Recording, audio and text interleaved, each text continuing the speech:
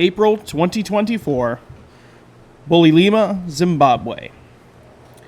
We often hear stories about things that go bump in the night, and often they can be explained with a simple answer, or perhaps a common theory. However, what has happened in Zimbabwe this past April asks a bigger question about what in fact is going bump in the night, and what is actually causing police officers to completely abandon their station out of fear. Is it in fact genuine that these police officers are telling stories about goblins terrorizing them at night based in reality? Or is there some type of modern explanation for this phenomenon? Today on Unblurring the Unknown, we look into the history, mythology, and stories about goblins to see if they can provide us any clues to help us find out the true identity of the Zimbabwe police station goblins.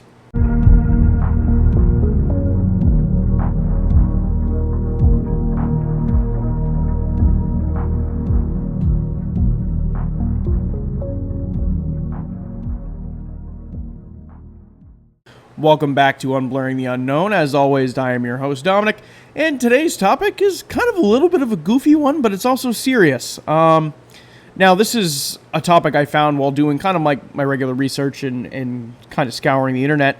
And when I first stumbled upon this topic, when scrolling through Reddit, like sometimes I do when I look for topic suggestions and just kind of like weird shit across the internet, I found this. And I thought, there is no possible way that this is real, and that this must be some type of clickbait article that somebody was just sharing to Reddit. However, when I looked into it, not only did the people of Bulilima were convinced that something was happening at night to this police station, but that it was in fact goblins that were preventing the officers from sleeping. They were slamming doors shut and climbing and scratching at the roof of the building. Now, if you were skeptical as a listener, I completely understand why you feel that way. So, for today's episode, how we're going to do this is that we're going to discuss the story behind the Zimbabwe police station goblins and kind of the whole situation that's unfolding there, but we're also going to go into some mythology and folklore of goblins to see if that can provide us some context as to what is going on here. As well, we will also dive into another case of a group of little creatures of a similar name. However, maybe their origin's a little bit different. Now, of course, I'm not going to tell you what that is because it's a secret, and then it'll spoil the whole thing. But with that being said, let's get into today's episode. Let's move into the events that took place this past April in Zimbabwe. Of course, I briefly mentioned the story in the open, but we're going to dive a little bit deeper into the story and go over what I was able to find on the internet about it. Now, for starters, it seems like this story was pretty limited in its coverage. I couldn't really find any large mainstream media sites reporting on it, mostly just local articles done by sites such as the Zimbabwean. Now, our story starts with the police officers originally staying at the Gwambe police station in Bulilima, Matabeleland, South Zimbabwe. And I think I butchered that, and I do apologize. I will try and recover myself through this. There's a lot of pronunciations that are kind of a little bit difficult. So I do apologize in advance. I try my best. Now, the police officers reported the strange activity taking place at the police station to their superiors, and it seems like the only information we have in regards to the event is a statement by the Ward 2 counselor, Mabed Gulani. Now, Counselor Gulani describes to the press that the police officers were being terrorized by what they described as goblins during the middle of the night. He said the following in this quote: "We built a police station for the officers, and initially they patrolled in pairs. However, they haven't been able to stay for extended periods." And then he continues with, "They described being harassed, bodies being violated, doors opening on their own, and things climbing on the roof, making it impossible to sleep." Now, Gulani would continue and say that a meeting was held with members of the police force in neighboring Plumtree, and a decision was made to withdraw the officers from the Gwambe base because they did not want to endanger the officers working at the Gwambe station any longer. Gulani was quoted as with the following: "Police came yesterday and said we should look for another alternative accommodation, but there is no accommodation at Gwambe School, and they will be using the clinic as an office. We haven't got accommodation, but we asked them to come back, and we see if the attacks will continue." Now, obviously, that's a little broken English, but it's implying that they initially withdrew from the police station and that they are going to look for alternate accommodations for these police officers. But they also wanted to see if the officers maybe returned to the station, that would these attacks continue, or since they left and came back, did they stop? Now, the police officers came out and said that they thought these were female goblins because they felt themselves being touched during the middle of the night.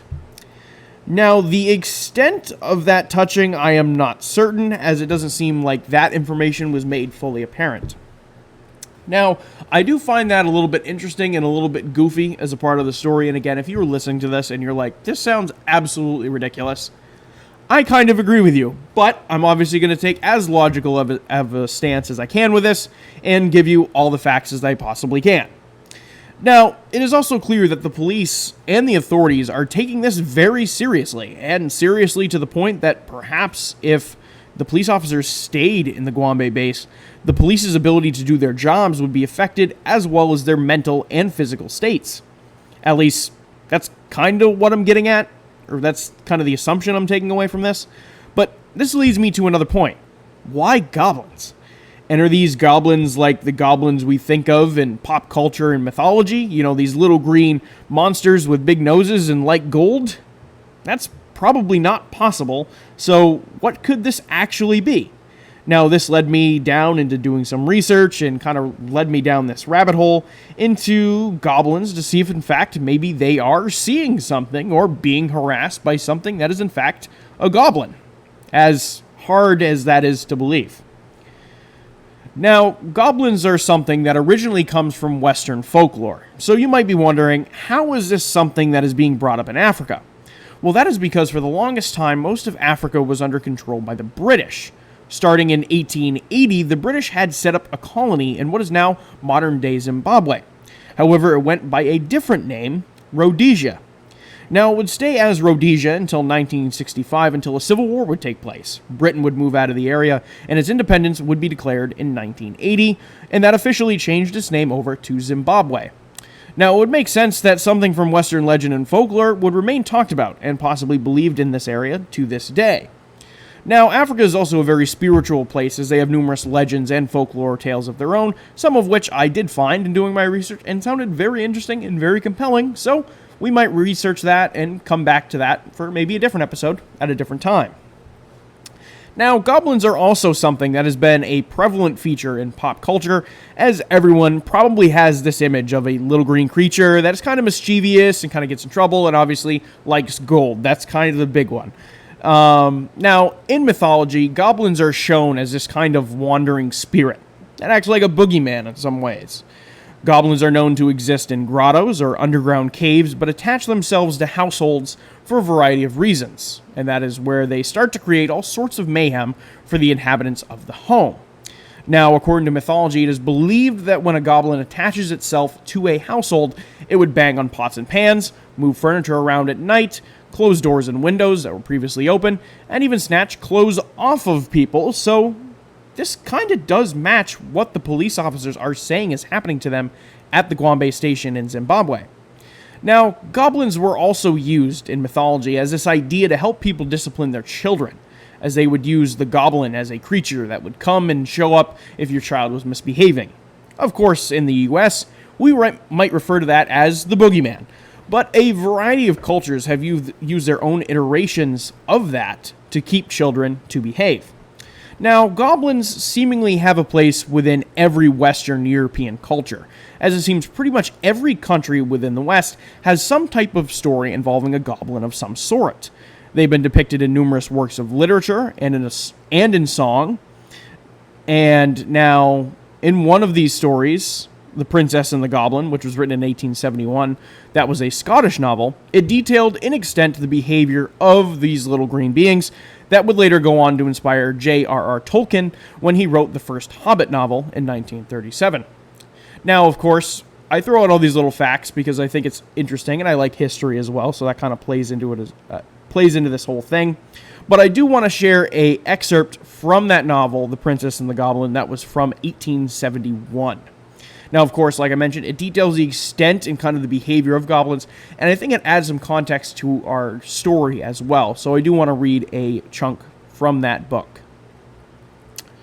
The goblins themselves were not so far removed from the human as such a description would imply. As they grew misshapen in body, they had grown in knowledge and cleverness, and now were able to do things no mortal could see the possibility of. But as they grew in cunning, they grew in mischief, and their great delight was in every way they could think of, to annoy the people who lived in the open-air story above them. Now, another part of this novel would go on to read, they had enough of affection left for each other to preserve them from being absolutely cruel for cruelty's sake to those that came in their way. But still they so heartily cherished the ancestral grudge against those who occupied their former possessions, and especially against the descendants of the king who had caused their expulsion, that they sought every opportunity of tormenting them in ways that were as odd as their inventors, and although dwarfed and misshapen, they had strength equal to their cunning. Now, I actually find that very, very interesting, and if anybody is into history and kind of folklore and mythology, you kind of find that a little bit interesting as well, as, again, mythology is not something I normally dive into, so this episode was kind of impactful in that way and kind of enlightened me a little bit. But of course, this story is just a story, and that the belief that goblins exist outside of legend and folklore is not possible. At least you would think so, right? Now, that's where you could say it could be a little questionable. Now, I want to tell you about a separate story involving goblins, or at least perhaps a type of creature that has come to be known as a goblin. And for this particular incident, we are going to travel all the way across the ocean to Kentucky. On the evening of August 21st, 1955, a family in rural Kentucky would have an experience that they felt was 100% genuine and truly something out of this world. That night, 5 adults and 7 children would arrive at the Hopkinsville, Kentucky police station with a story. They claimed that while out at their family farmhouse, they were attacked by these small, goblin-like aliens that descended from a spaceship. 2 of the adults present, Elmer Sutton and Billy Ray Taylor, had claimed to have fought off the aliens with their firearms for over 4 hours. The family said that there was roughly 12 to 15 of them, and their stature was quite short, and the family would see them peering in through the windows of the farmhouse and popping up in the doorways. Now, of course, police and nearby military police from the nearby Fort Campbell drove out to the Sutton farm to see what had happened. However, the only evidence that proves, and that they could find, that something even took place there was the bullet holes present throughout the house and throughout the woods. Now, when not finding anything and realizing no one was hurt, the police left. They thought, no worse for wear, maybe these people are just crazy, we're gonna leave them alone. We don't know what they saw, but nobody's hurt. That's all we care about. Now, the police returned the following morning to follow up with them, and it turns out that the family had left the farmhouse, with a neighbor telling the police at around 3:30 a.m. the creatures had returned.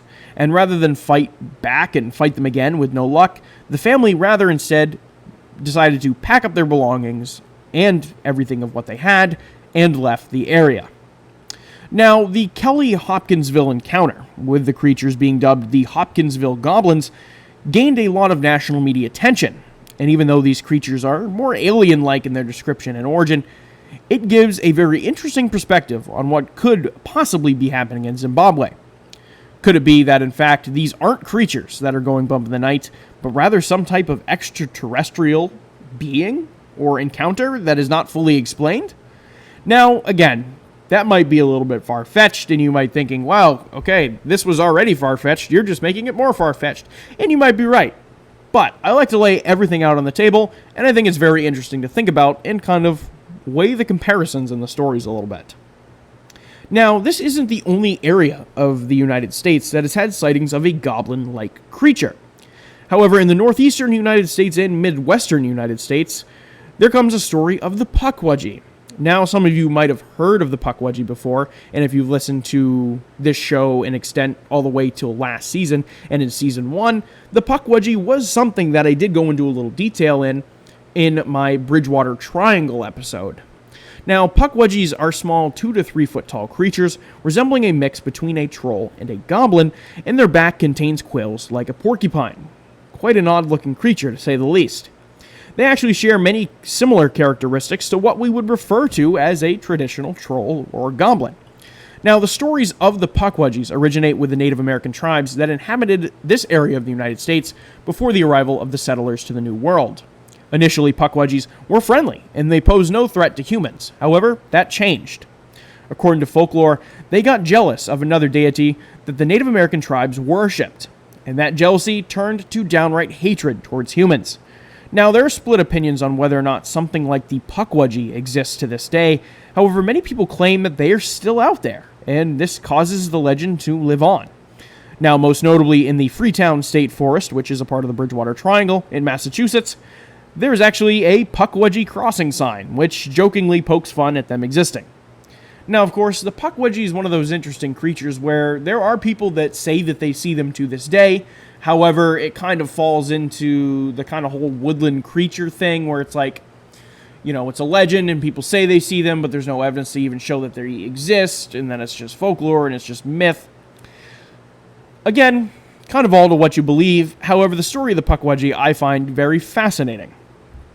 Now, the Pukwudgie has also entered pop culture through their introduction into the Harry Potter book series by J.K. Rowling, and they have a similar status to that kind of goblins as we know today. They seem to be very popular. They seem to be very kind of, you Google Pukwudgie and you get all these results that come up, and it's something that seems very mainstream now, which is kind of interesting because you're talking about this little porcupine goblin troll creature that's kind of in mainstream, and I find that kind of neat. Now, I don't think that it would be possible that what is going on in Zimbabwe could be a Pukwudgie, as I think the legends are just so off from one another, but it is an interesting story that shows us about other cultures, kind of having similar stories about goblins, trolls, and kind of everything in between. Now, when it comes to these stories, and legends in general, I think there's always a little shred of truth in them no matter how small. In the instance of the Hopkinsville Goblins or the Pukwudgie, I think there is a genuine creature being described. But is this creature the same as the creature in Zimbabwe? With that being said, let's dive into some possible theories about what could be happening to these police officers in Africa. Now, our first theory is that this is in fact some goblin-like creature, and that it is actually terrorizing these police officers. I mean, after all, there are cases like this that have happened throughout the world that I just mentioned of creatures very similar to goblins that would do something like this. However, I am doubtful that this is a real creature. After all, the Pukwudgie that we just mentioned is mostly legend, and the Hopkinsville Goblins teeter more in the realm of the UFO and alien side rather than some unidentified monster. If in fact these creatures are real, these goblins are real, I would like a sighting or someone to come forward and say that they are in fact actually, they actually saw these creatures and that what they're talking about is legit, and that they're kind of just not guessing that they are goblins based on their behavior. Because, like I mentioned, the information on this was incredibly limited. There was only probably 4 or 5 articles from what I could find, and they were all local-based articles. And really, all it had was that interview from April, and there has been no updates since then. So by the time you are listening to this episode, there could be updates to this story, and if there are, I do apologize. Definitely follow through, Google it, find the rest of the information.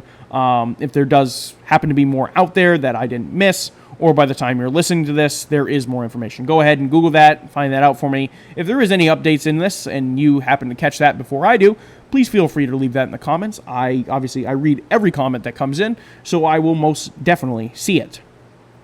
Now, of course, with that being said, there was no actual police officer that came forward and say, hey, I saw this, I saw the creatures, this is what they look like, I saw these goblins. I couldn't find any of that. It doesn't seem like anybody has come forward and said that. So I'm not fully convinced that this is a real creature at this moment. And I am not ready to go in that direction and say that possibly this is a goblin type of creature. Now, our second theory is paranormal. And this is an avenue that I haven't mentioned up until this point. And that being, instead of this being some short little green monster, maybe this is a paranormal event. Now, the behavior that is being described at the Guam Base Station isn't totally off from what was described by Marines at OP Rock, which we also did an episode on back in Season 1. Now, the Marines at OP Rock described being harassed by these spirits through things being moved around, unexplained radio frequencies, things going bump in the night with no seeming explanation, and even hearing footsteps on the roofs of some of the military buildings. Now, this is a theory I like the most so far, because this would explain the noises, the bumping of pots, the closing of doors, and other objects within the station, and the closing of the doors unexplainably. Now, of course, if you've done any research into the paranormal, spirits attach themselves to places that they have significance to. Now, it is no secret that most of Africa has been, war-torn for the past century, I'd like to say, and even before that. So it would stand to reason that perhaps there was still some spirits that could be kicking around the old Gombe station, and maybe before it was a police station, it was used for some other purpose, and the spirits were attached to that location and then just transferred over to the Gombe station when it was built. Who knows? I am all spitballing. There's no facts in that. Again, I am just throwing it out there. However, I like this theory so far. Now, our last theory is that, of course, this is just a flat-out hoax. Now, this would kind of line up with the fact that maybe the officers were playing some type of ruse and they wanted to move out of the station, or maybe try and get transferred to a new one because of maybe living conditions, or maybe they just didn't like their assignment. Who knows? Again, I am all spitballing here. But I don't know why this would be something that they would make up, because if they did this for publicity, they didn't get enough at all. Because, like I've mentioned, finding information about this was incredibly hard, and I couldn't really find it much of anywhere. So if this was a genuine hoax, and if they were trying to get, kind of a media circus stirred up about these goblins, it would stand to reason that they didn't do a very good job, because there is no information outside of a couple articles. Like I said, there is no officers that have come forward and said, hey, I've seen this. There's nobody else that's seemingly corroborating this story that's being told in Zimbabwe. There's a lot of things missing for this to be a good fake pull-off hoax. Or if you're trying to get some sort of financial compensation from this, they're not doing a good job about it if it's a hoax. So that makes me believe that it's not a hoax, that they are actually encountering something, because it seems that it's very hush-hush and that they don't want to talk about it. So that makes me think that they're taking it very seriously because they think it's an actual, real thing that's happening. Now, my personal thoughts in the matter and my personal theory is that I think that this is a paranormal event. I don't know if I fully want to go down the idea of goblins. Obviously, the behavior that they're encountering is very consistent with kind of the goblin behavior from folklore, so I could see why they were going with that. However, paranormal seems more realistic. Obviously, we've covered a lot of ghost stories over the course of this show, and a lot of them do similar things. Pots and pans bump into each other, doors close unexplainably. Obviously in OP Rock, they heard footsteps on the roofs of the military buildings. So these things do happen in the paranormal realm, and they seemingly do match up with what's being described in the Gombe station in Zimbabwe. Now, am I fully convinced that it's paranormal? No. Of course, there's always going to be the little shred of me that honestly hopes that maybe this is a little green guy that's just kind of running around this police station and causing all sorts of havoc. Of course I'd like it to be that, because that's the coolest theory ever. But I can't decide on that because there's no evidence to say that. And as much as I like to kind of swing for the fences in terms of my theories and kind of go into the realm of the far-fetched, I'm very based in logic. And with the facts that we have, with the content that we have, and of course this story can change at any time, I want to trend through the idea that they are having a trouble with a ghost, spirit, poltergeist of some sort, and this is what is causing all the havoc at the station. Now, with that being said, of course, this is a little shorter of an episode than what you might be used to, and that's because, again, very limited information here on the Zimbabwe goblins. But I wanted to cover it as I did see it, and I kind of talked about it in my social circles, and everybody's like, oh, you got to cover that. Oh, you got to find more information about that. That sounds really cool. So I wanted to kind of jump on the opportunity and do this episode as quick as I possibly can. And I was going to do it last week, but I'm like, no, I haven't done aliens and UFOs in a very long time. I got to do that first, and then I'll do the goblins. So that has led us to this. But with that being said, let me know what your own personal theories on this. Again, if you happen to find any of your own information in doing your research, please send that over to me if you don't mind. And if you want to share, hey, I found this as well, or hey, I found this article that says this, send it over to me. Leave a comment. You can send it to my email, unblurringtheunknown@gmail.com. You can send it to me. Both of those avenues work perfectly fine. And obviously, at the end of every episode, I do my obligatory plugs. So if you happen to be listening to this on Spotify, please turn on post notifications so you get notified every time I post a new episode. It should be Tuesdays I drop new episodes, so keep that in the back of your mind as well. Tuesdays I drop new episodes. Now, if you're listening to this on YouTube, please like, comment, subscribe. It helps me out with the algorithm gods, and I greatly appreciate it. Now, for those of you who do not know, I am also on TikTok. It is Unblurring the Unknown, where I post little 1-minute breakdowns of every single episode. Or at least I try to. But with that being said, you can also send topic suggestions to me to my email or Instagram direct message. You can go to my email at unblurringtheunknown@gmail.com. You can send those over to me there. But with that being said, that is going to conclude today's episode on the Zimbabwe police station goblins. A little bit out there for a topic this week, but I hope you all appreciated it, and I will see you all on the next one.